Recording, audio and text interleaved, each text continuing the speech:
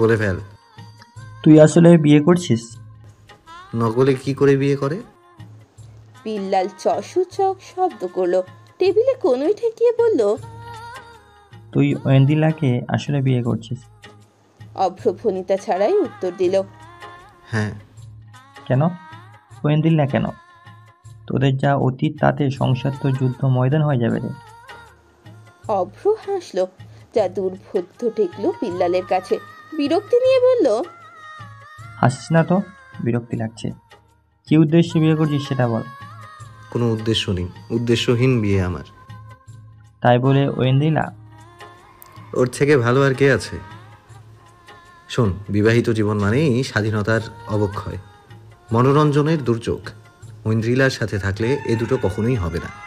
হয় ও আমার মাথা ফাটাবে, নয় আমি ওর, কিন্তু জীবনেও বোর হব না। ও তোকে ঘৃণা করে অভ্র। বিল্লালের শেষ উক্তিতে থেমে গেল অভ্র।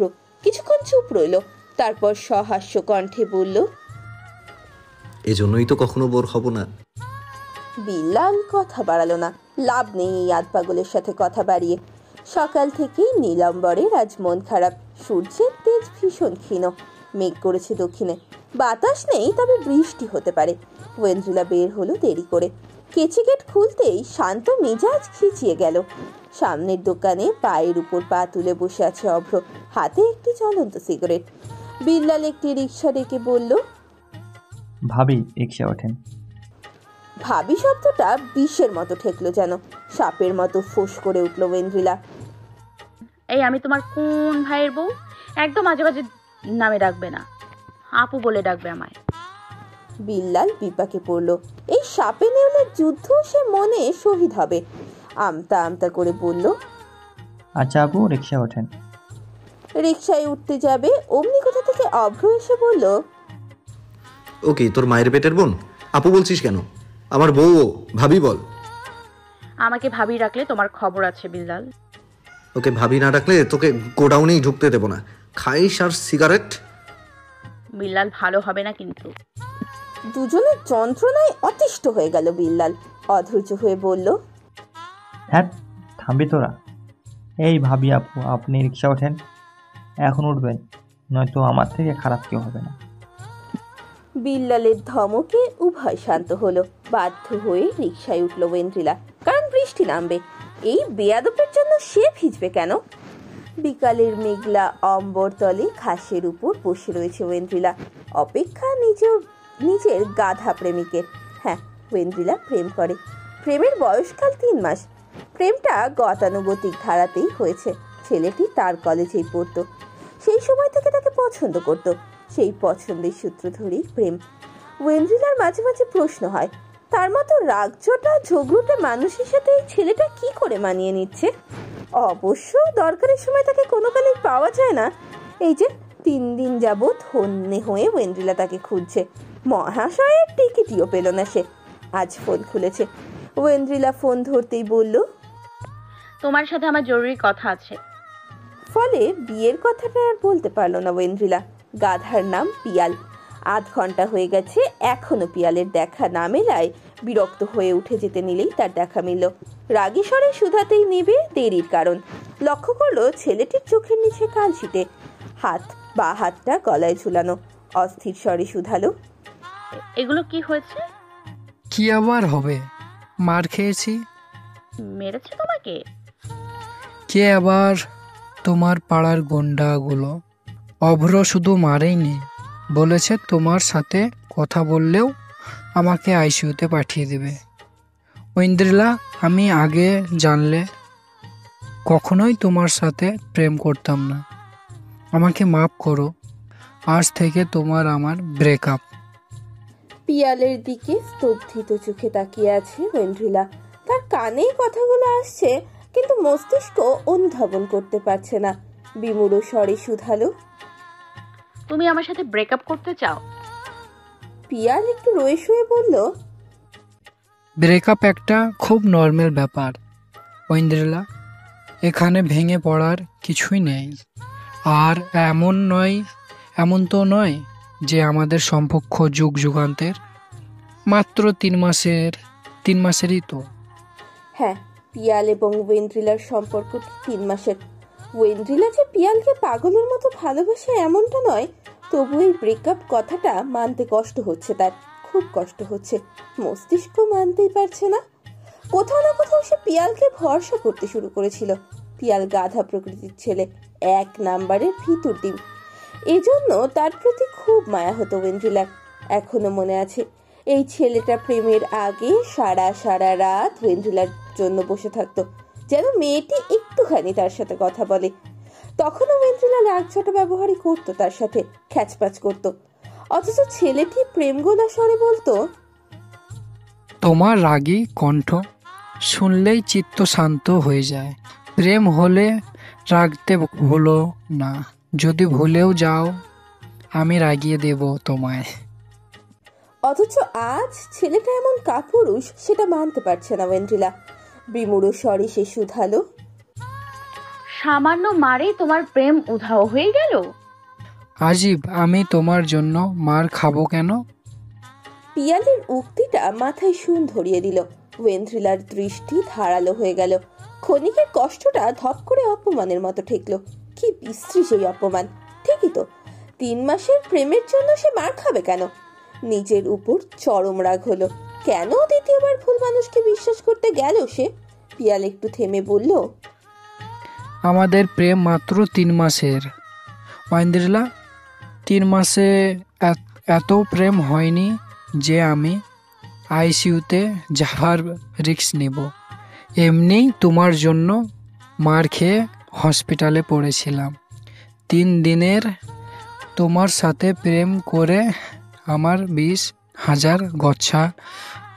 এই 20,000 আমার 1 মাসের বেতন, জানো তুমি? কথাটা শেষ হবার পূর্বেই সপাত করে তার রুক্ষ গালে চড় বসিয়ে দিল ওয়েন্ড্রিলা। আকস্মিক আক্রমণে পিয়ালের চক্ষু চড়ক গাছ ধাতস্থ হতেই অনুধাবিত হলো তার গাল জ্বলছে, কারণ সেখানে ওয়েন্ড্রিলার 5 আঙুলের ছাপ। ওয়েন্ড্রিলা বরফ শীতল স্বরে বলল, মানুষের বাচ্চা হলে এই থাপ্পড়টা আজীবন মনে রাখবে। তুমি কি আমার সাথে ব্রেকআপ করবে? আমি তোমার মুখ দেখবো না, আমি তোমার মুখ দেখবো না।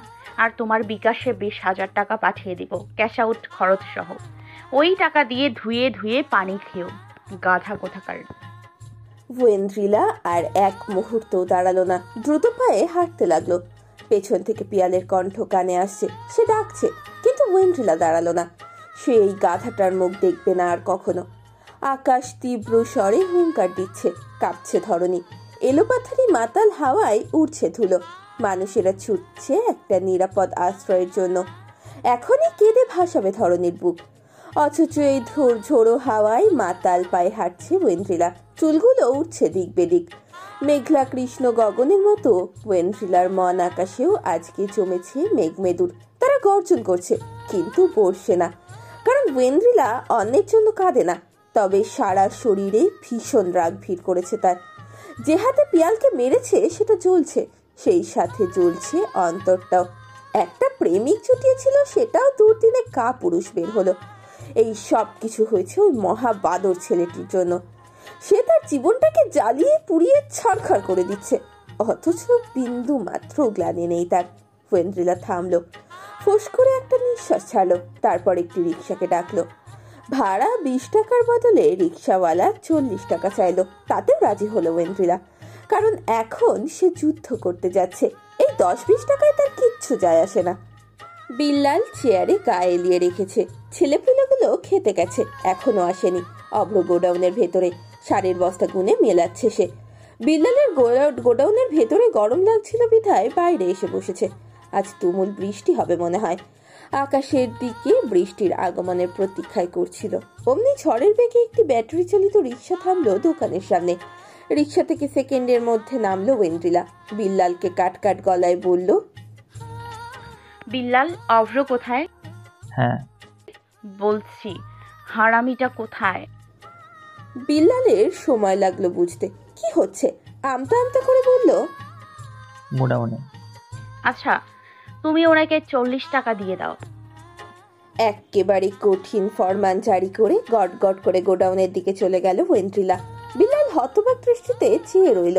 বৃষ্টি ধরনীটা আসবে কিনা সন্দেহ থাকলেও গোডাউনে যে আজ কালবৈশাখী, সিডোর, আয়লা, আমফান সব হবে তাতে কোনো সন্দেহ নেই। হতাশ নিঃশ্বাস ফেলল বিল্লাল। রিক্সাওয়ালাকে 50 টাকা দিয়ে বলল, আমার বন্ধুর জন্য দোয়া করবেন, বেচারার জীবনে তুফান আসছে। রিক্সাওয়ালা ফিক করে হেসে বললেন, আল্লাহ আপনার ভালো করুক। অভ্র কাজে নিমগ্ন।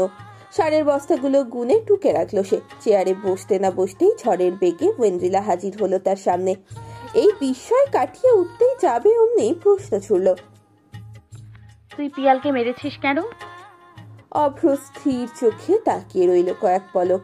এরপর হিসাবের খাতাটা খুলতে খুলতে বলল, এমনি, ওর থোবরা আমার ভালো লাগেনি। অভ্রের কথায় আকাশ থেকে পড়ল যেন ওয়েন্দ্রিলা। প্রথমে বাকশূন্য হয়ে গেল এমন উৎকট উত্তরে, তারপর রাগে মস্তিষ্ক ফেটে যাওয়ার জোগাড় হলো। তীক্ষ্ণ স্বরে বলল, তুই কি ওর সাথে বিয়া বসতে নাকি যে ওর থোবরা তোর ভালো লাগেনি? ওমা, সে আমার বউয়ের সাথে প্রেম করছে, আমার দেখা লাগবে না তার চেহারা সুরত কেমন? আমার একটা দায়িত্ব আছে। তোর দায়িত্বের গুষ্টি কিলাই। তোর জন্য আজ সে আমার সাথে ব্রেকআপ করেছে। তোর কি আমার সুখ সহ্য হয় না? রাগে গজ গজ করতে করতে ওয়েন্দ্রিলা কথাটা বলল। কথাটা শেষ হওয়ার পর মুহূর্তেই অভ্র অট্টহাসিতে ফেটে পড়ল। হাসতে হাসতে বলল, কি রাম ছাগল আমদানি করেছিস যে সামান্য মারেই লেজ গুটিয়ে পালায়? তোর পছন্দ আছে। অভ্র এবার উঠে দাঁড়ালো, ওয়েন্দ্রিলার সম্মুখে দাঁড়ালো। একটু ঝুঁকে মুখখানা ওয়েন্দ্রিলার মুখের সামনে এনে বলল, দেখেছিস, তোর প্রেমিক তোর জন্য একটু মার খেতে পারে না, অথচ আমি তোর জন্য মানুষকে মারতে পারি। আমি কত ভালো ছেলে। অভ্রের কথাটা শুনে মুখটা কুঁচকে ফেললো ওয়েন্দ্রিলা। হাত জোর করে রাগী স্বরে বলল, এতই ভালো যখন আমাকে একটু রেহাই দে, একটু শান্তি দে। অভ্র তার কথা সম্পূর্ণ উপেক্ষা করে বলল, দুপুরে ভাত খেয়েছিস? খাসনি তো, দাঁড়া। বলেই বিল্লালকে ডাকলো সে। বিল্লাল ভয়ে ভয়ে ঘরে প্রবেশ করলো। না, সুনামি আসেনি, তবে ওয়েন্দ্রিলা এখনো রাগে গজগজ করছে। একটু আগ অবধি তার ক্রোধিত স্বরে বাহির অবধি শোনা যাচ্ছিল। বিল্লালকে দেখেই একটা 500 টাকার নোট ধরিয়ে দিল অভ্র। বলল, এখনই পল্টুর দোকানে যা, সিঙ্গারা নিয়ে আয়, নতুন করে ভেজে আনবি, আলুতে ইচ্ছে মতো ঝাল যেন থাকে, আর অবশ্যই সস আনবি। পার সিঙ্গারা 2টো করে সস। এত সস? আমার বউ আবার সসের সাগরে সাঁতার কাটতে ভালোবাসে। ওয়েন্দ্রিলার তীক্ষ্ণ দৃষ্টি আগুন ছুটছে অভ্রের দিকে। বিল্লাল সেদিকে তাকালোই না। দৌড়ে যেয়ে 20 মিনিটের মধ্যে ফিরে এলো সিঙ্গারা নিয়ে। অভ্র জোর করে ওয়েন্দ্রিলাকে বসালো চেয়ারে। সিঙ্গারার প্লেটে গিয়ে বলল, শোন বাবু, এত রাগ করিস না। রাগ করলে তোর মুখে ভাঁজ পড়ে যাবে। এমনিতেই তোকে খারাপ মা লাগে, আরও বুড়ি হলে দাদি লাগবে। আমার আবার দাদিদের চুমু খেতে ভালো লাগে না। তখন তুই বলে বেড়াবি তোর বর আনরোম্যান্টিক। এর থেকে বলি কি, ঠান্ডা হ, রাগ করিস না। নে সিঙ্গারা খা, সস এনেছি, পার সিঙ্গারা 2টো প্যাকেট। ওই সসের সাগরে ডুবে মরে যা বিয়াদব। আমি মরে গেলে তুই সবার আগে হাত পা ছড়িয়ে কাঁদবি। এই নির্লজ্জের সাথে কথা বলে কোনো লাভ নেই। সদ্য গরম ভাজা পল্টুর দোকানের সিঙ্গারা দেখে লোভ সামলাতে পারলো না ওয়েন্দ্রিলা। ওই গাধা পিয়ালের জন্য দুপুরে খাওয়া হয়নি তার, তাই প্লেটটা নিয়ে নিঃশব্দে খেতে লাগলো। আর অভ্র মুখে হাত দিয়ে তার লালচে মুখখানা দেখছে আর নিঃশব্দে হাসছে। বিল্লাল দূর থেকে এই দৃশ্য দেখলো। কে বলবে এরা একে অপরের মহাশত্রু? কি সুন্দর মুখোমুখি বসে সিঙ্গারা খাচ্ছে। আহা, একেবারে যেন প্রেমিক প্রেমিকা। ঢং যত সব। ওয়েন্দ্রিলা ঠিক করলো ঘরে এবার একটা হেস্ত নেস্ত করেই ছাড়বে সে। বিয়ের দিন বেশি দূরে নেই। এখন যদি কিছু না করে তবে এই অভ্রকে সারা জীবনের জন্য গলায় ঝুলাতে হবে। এই তো গতকালও মাকে বোঝানোর চেষ্টা করেছিল সে। সাবেরা খানম তখন কাপড় ভাঁজ করছিলেন। ওয়েন্দ্রিলা তার পাশে বসলো, সদর্পে বলল, মা, আমি অভ্রকে কি করে বিয়ে করি? ও সারের ব্যবসায়ী। আমারও একটা ক্লাস আছে। লোকে জিজ্ঞেস করলে কি বলবো? আমার বর কি করে? সে কিনা সার বেচে। সাবেরা খানম ওয়েন্দ্রিলার দিকে তাকিয়ে নির্লিপ্ত গলায় বললেন, তোমার বাপ সরিষার তেল ভাঙে। সালাম সাহেব পাশেই হেলান দিয়ে শুয়েছিলেন। বউয়ের কথায় সে কেসে উঠলেন। ওয়েন্দ্রিলা বাবার দিকে তাকিয়ে বলল, আমার বাবার মিল আছে, সরিষার তেল প্রডিউসার মিল আছে, সে তেল ভাঙে না। অভ্রেরও বিশাল দোকান আছে, ছেলে সৎ, কর্মঠ, ভালো ইনকাম, আর কি চাই? এই জেডি মহিলার সাথে কথা বলে পারল না ওয়েন্দ্রিলা, কিন্তু আজ যা হয়েছে তারপর চুপ করে থাকা যায় না। ওয়েন্দ্রিলা বাসায় এসে সাথে সাথে চলে গেল রান্নাঘরে। সাবেরা খানম তখন সালাম সাহেবের জন্য চা বানাচ্ছিলেন। ওয়েন্দ্রিলা শক্ত কণ্ঠে বলল, মা, আমি বিয়ে করব না। আমার নিজস্ব একটা মতামত আছে, কিন্তু আমি একজন অ্যাডাল্ট। সাবেরা খানম চা বাড়তে বাড়তে দায়সারা ভাবে বললেন, তা অ্যাডাল্ট মানুষ নিজের কাপটা তো নিজে রান্নাঘর অব্দি আনতে পারো না, আমায় নিয়ে আসতে হয়। তোমার কাপড়গুলো আমি ভাঁজ করে দিই, তুমি অন্তত আমাকে অ্যাডাল্ট ভাষণ দিও না। সাবেরার সূক্ষ্ম অপমানে দাঁত কামড়ে শুনল ওয়েন্দ্রিলা। হতাশ স্বরে বলল, তুমি আমাকে অপমান করছো। সম্মান কামাও, তারপর অপমান গায়ে লাগিও। ওয়েন্দ্রিলা বাবার দিকে তাকালো, কিন্তু বউকে ভালোবাসায় তিনি কিচ্ছুটি বললেন না। চরম প্রতিভক্ত কিনা। ওয়েন্দ্রিলা এবার আর সহ্য না করতে না পেরে বলল, একটা গুন্ডা না রাস্তাঘাটে মানুষকে ধরে ধরে পেটায়, চোখ কালো করে দেয়, হাত ভেঙে গলায় ঝুলিয়ে দেয়। সাবেরা খাতুন তার হাতের কাজে ক্ষান্ত দিলেন, ওয়েন্দ্রিলার দিকে চাইলেন, তারপর বড়ই স্বাভাবিক ভঙ্গিতে বললেন, ছেলে মানুষ মারপিটা করবে না তো কি তুমি মারপিট করবে? মানে কি? তুমি এটাকে সাপোর্ট দিচ্ছ?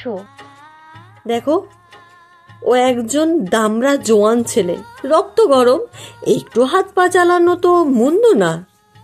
ছেলে মানুষকে অন্তত ভেজা বেলায় রূপে ভালো লাগে না। আমার বাবা তো মারপিট করে না। তোমার বাবা ওর বয়সে কতজনের মাথা ফাটিয়েছে, সেই হিসেব তার কাছে আছে বলে আমি মনে করি না। তোমার বাবা যদি নেদা টাইপ হতেন, আমি তাকে বিয়েও করতাম না। সালাম সাহেব তখন লাজুক স্বরে বলল, সাবেরা, তুমি যে কি বলো না। মিথ্যে তো বলছি না। কোনো ছেলে আমাকে প্রেমের কথা বলতে আসলে তো তুমি তাদের মেরে খেদাতে। ওয়েন্দ্রিলা হতবাক দৃষ্টিতে মা বাবার দিকে চেয়ে রইল। অবিশ্বাস্য কণ্ঠে শুধালো, আমার বাবা মাথা ফাটিয়েছে?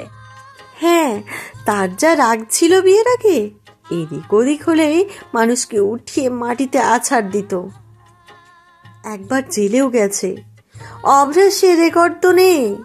পুরুষ মানুষ বাইরে সিংহ, ঘরে বেলাই, এটা হলেই সুখের সংসার হয়। অভ্রকে দেখে আমার তাই মনে হয়। নিজের কোমল ভালো মানুষী বাবার এমন হিস্ট্রি শুনে ঠিক কেমন প্রতিক্রিয়া দেখাবে জানা নেই ওয়েন্দ্রিলার। তবে এসব মেন কথা নয়, আসল কথা অভ্র একটা বদ। ওয়েন্দ্রিলা নাছোড়বান্দা। আজ বিয়ের হ্যাস্ত সে করেই ছাড়বে। সে অসহায় স্বরে বলল, আমি অভ্রকে পছন্দ করি না মা। দেখা যাবে বিয়ের পর রাগে ওর মাথা ফাটিয়ে দিব। সাবেরা পেঁয়াজ কাটছিলেন, কিন্তু সেই কীর্তন থেমে গেল। চাইনিজ চপার রেখে দিলেন চপিং বোর্ডে। শান্ত স্বরে বললেন, সমস্যা নেই তো, তোমার নানা আমাকে অনেক সোনা দিয়েছেন, ওগুলো বেচে তোমাকে বেল করিয়ে দিব। তিনি একটু থেমে আবার বললেন, তুমি একটা পুরো দোস্তর আমরা কাঠের ঢেকি মা। তোমাকে অন্যের ঘাড়ে গচিয়ে দেবার কথা আমি দুঃস্বপ্নেও ভাবতে পারি না। কাননকে দিচ্ছি, কারণ সে নিজ দায়ভারে তোমাকে চাইতে এসেছে। আমি তো তাকে দেখেই অবাক, এমন আশ্চর্যই হই নাকি। বিয়ের পর যদি কানন আমাকে ধরেও আমি বলবো তুমি নিজ দায়িত্ব নিয়েছো। ডিফেক্টিভ পিস, আমার দায়ভার নেই। আর বাড়ির পাশের মানুষ তারা যদি একটু ট্যাটু করে, তাদের নাকি দড়ি দেওয়ার ক্ষমতা আমার আছে। কিভাবে?